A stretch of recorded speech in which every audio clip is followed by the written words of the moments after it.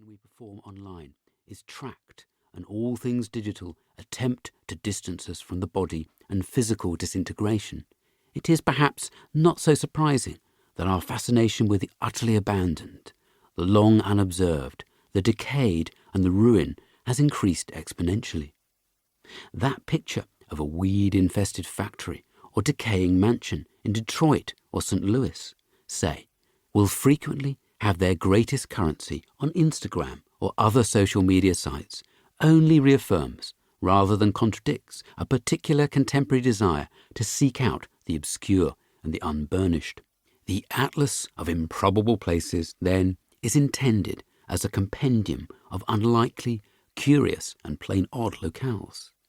The improbability factor, if you will, of each of these places was that they were distinguished by some element of their architecture, natural geography, or present or past state of being.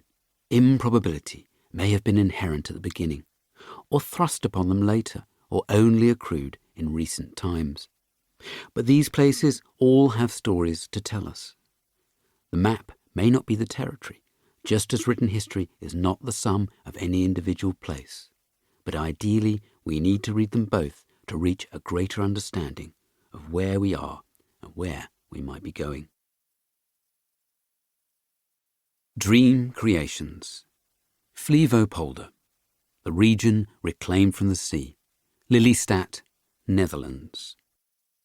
Latitude 52 degrees, 30 minutes and 0 seconds north.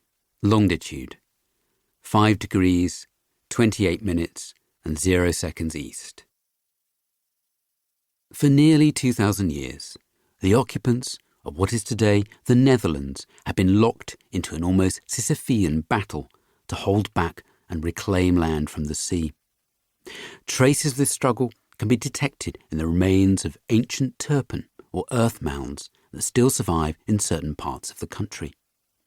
Dating from around 500 BC, these edifices, along with earthen dikes, served as the most basic bulwark against flooding for the earliest settlers to these often sodden lands. But such defences alone could hardly be expected to halt the advances of a rampaging North Sea. And a series of particularly savage storms in the 11th and 12th centuries led to the deaths from drowning of tens of thousands and water permanently claiming huge swathes of the northern coast.